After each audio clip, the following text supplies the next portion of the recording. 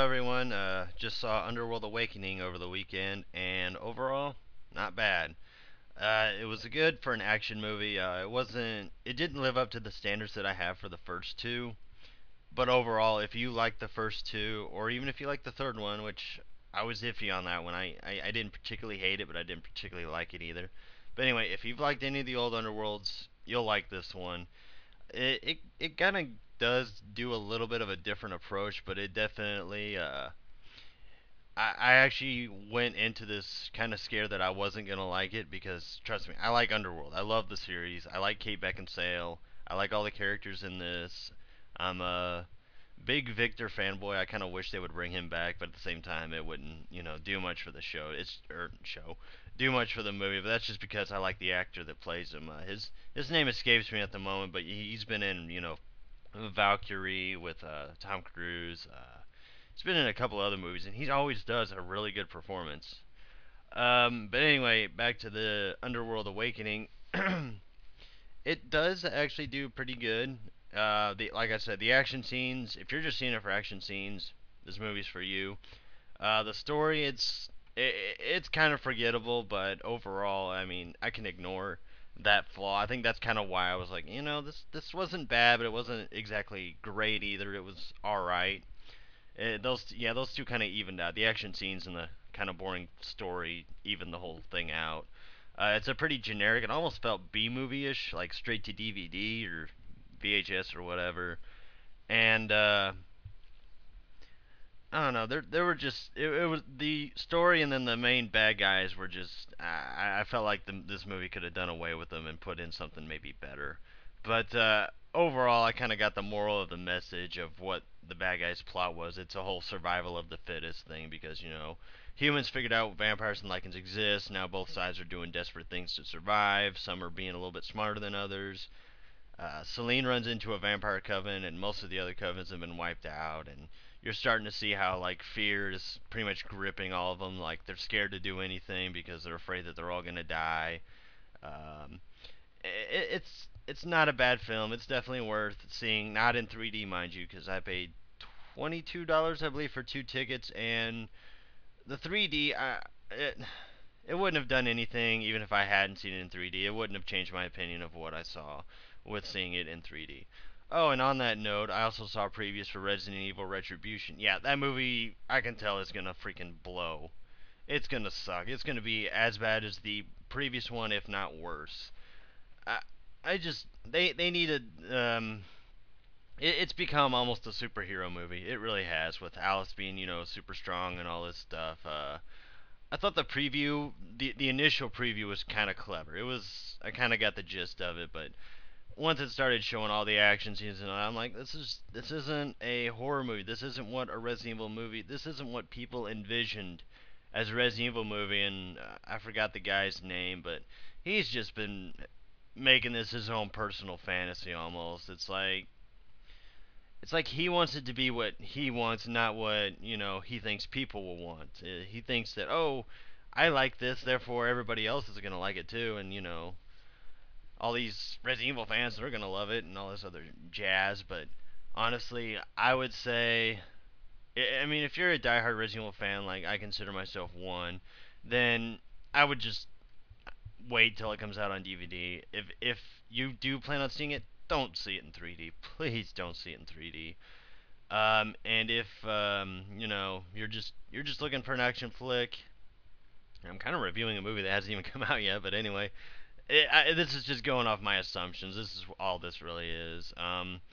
I just think it's going to be a mediocre movie, and obviously critics are going to hate it. They've hated all the other Resident Evils. I don't think this one's going to change their minds on their view of this series, but we'll just see what happens as more previews come out. Because all I really saw was a teaser trailer. But back to Underworld Awakening, there was actually one bit in the movie. Actually, it's not one bit, but it's one part of the movie where this doctor is basically making super lichens. Hold on. Yeah, that right there is basically the summary of what is going on with these lichens.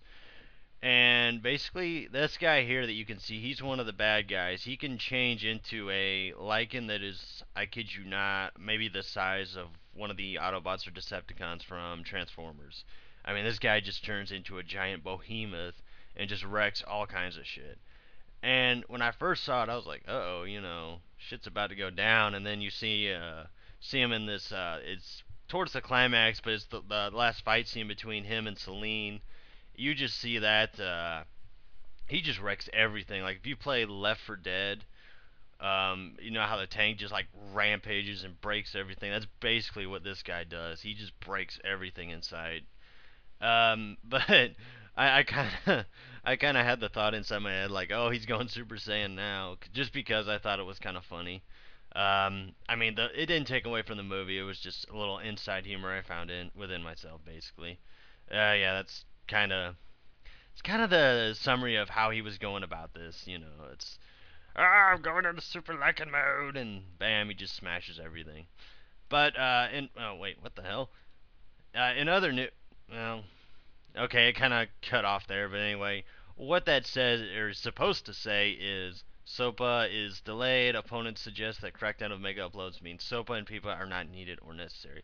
Basically, most of you already know that SOPA has been delayed and that the mega uploads was cracked down because it was sporting pirated software, supposedly. Whether that's true or not, I don't know. I don't particularly care. I never cared much for mega uploads because I never used them. But basically, what this meant was is that it was opponents of SOPA were saying this is proof, because they just brought down a whole entire website because they were supporting pirated data and all that stuff. They were saying that this is proof right here that you don't need SOPA or PIPA, that they're unnecessary, and all this other stuff. And anybody that's a big fan of the internet, you've seen Wikipedia, Facebook, Google, Twitter, all of them are against this or both of these bills that would basically we basically turn into China as far as the internet goes. That's the best way to summarize this, but I'm not going to dwell too deep into the law itself because everybody knows what it's about. Who doesn't know what this stupid thing's about? I agree with the opponent saying that the mega uploads crackdown is proof that we don't need SOPA, we don't need PIPA. They're just going to cause more problems. They're going to cost more jobs and money than they're going to save. Honestly, I think these big corporations like the all these like CD publishers, record companies, movie producers, and all that, they don't get the gist of what they're trying to do. They don't understand that what they're doing is actually not gonna, it's not going to get rid of piracy. It's actually going to kind of ignore piracy. It's going to punish everybody else. It's basically what this law is going to do. But I just want to give everybody a heads up on that. I figured, oh hey, that's kind of interesting. Mega uploads getting cracked down. It gives the opponents a bigger argument in saying, hey, SOPA, we don't need it. PIPA, we don't need it. So for now, I would say SOPA is kind of off your worry list. I mean, you can take a breather from it, but now you just got to worry about PIPA, which I haven't looked too far into PIPA. I don't exactly know what it's about, but I'll probably do my fair share of reading because I know people are gonna blast the internet with that thing as well. Oh yeah, I forgot I put that in there. Oh, and then in other news for all you gamers, well, this is probably not news to any of you because Resident Evil 6 is out. Let me zoom in on that picture there.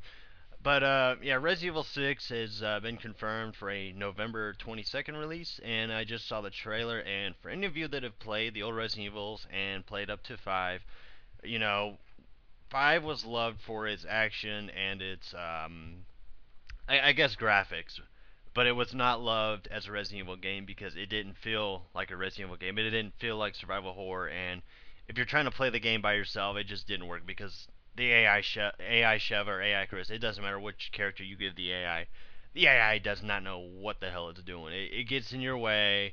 It stakes stuff. It takes stuff that you would otherwise need, and let's say you're carrying the shotgun, the AI will pick up all the shells when they should be picking up handgun ammo. And I'm talking from personal experience and stuff I've seen on YouTube and the like.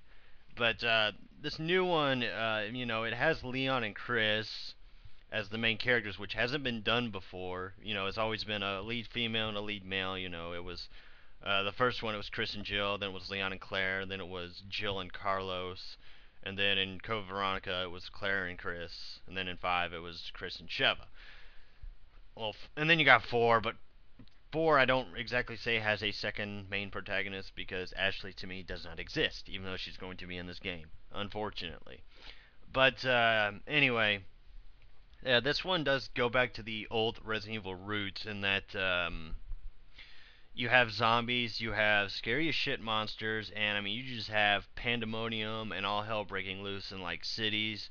As far as I know, it's got three different perspectives. There's one with Leon, and he's like in this raccoon city looking area, and basically he just shot the president.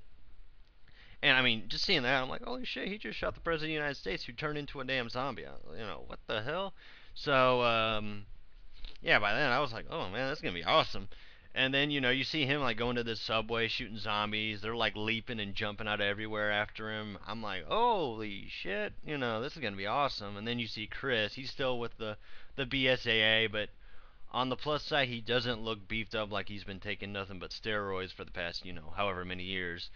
So that's another small step up for Capcom in this Resident Evil 6 deal. And he goes with his team to China, like some town in China, and that place is getting infected with a bunch of crap. And then there's also this other unnamed guy that's I don't know. I mean, there was a video I saw by this one guy. It said it was Steve from Code Veronica, but I don't know. If it is Steve, then holy shit, he made a big change for the better because I remember in Code Veronica he was a little pansy ass bitch that you wanted to just slap around and thump on the head like shut up, shut up, just get on with the game, shut up. But anyway, Resident Evil 6. I'm gonna link the trailer in the comment below. Well, not the comment, but the description below. So for those of you who haven't seen it, which most of you already have, but this is just for those who haven't seen it yet or don't know about it or anything like that. But I think 6 is definitely going to be that turnabout that all of the hardcore fans, where they like, I want the zombies back, I want the scary aspect back. I think this will be that turnabout point for them. I think this is the 180 from Resident Evil 5, back in the right direction and all that. Like I think what they're doing is and in Dragon Age 3, this is kind of off topic, but Dragon Age 3 is doing the same thing. It's taking what the best of the first two games and mixing them together. I think what 6 is doing is it's taking all of what made the old games good and what made 4 and 5 good, and they're mixing them together, which I think is a good idea. I think that is the right approach because it gives everybody a little bit of everything. You know, we get our zombies, but we also, can keep the ability to fight back in more than one way instead of just I got the hiccups. Instead of just, standing and shooting and all that stuff. I mean, that made the old ones good, but with the way games are made nowadays, it's nice to have more fast-paced action. Like the old Resident Evils. Well, Resident Evil 3, I'll give it the benefit of the doubt in that its action was fast-paced because you had Nemesis chasing you all over the damn place. But the first two, it wasn't fast-paced. It was just, unless you were one of those people like me where you kind of dodge as many as you can, then it's not really fast-paced. But I mean, it still kind of gave you a little bit of a blood pump, like, oh, what's gonna jump out at me now, that kind of deal. But I have high hopes for 6. I really do. That trailer has me hooked. You can guarantee that I'm going to pre-order this thing as soon as I can. I would say because I have a feeling this game's going to be probably the best Resident Evil made. But that's just I'm just that much more open to disappointment if it's not. Although, despite what people say about 5, I did like 5. I mean, I agree it's not Resident Evil as it should be, but it was still an alright game, minus the AI. But anyway, that's been Resident Evil 6. That's a smiley face. Underworld and all that other stuff. My little slideshow here. But yeah, I mean that was just kind of my little update for all of you people. What my thoughts were of Underworld and what my thoughts were of Resident Evil 6, and just a little heads up on SOPA PIPA and what happened to Mega Uploads. So this has been Luca. Yep, that's about it. Anyway, this has been Lucas signing out. See you guys next time.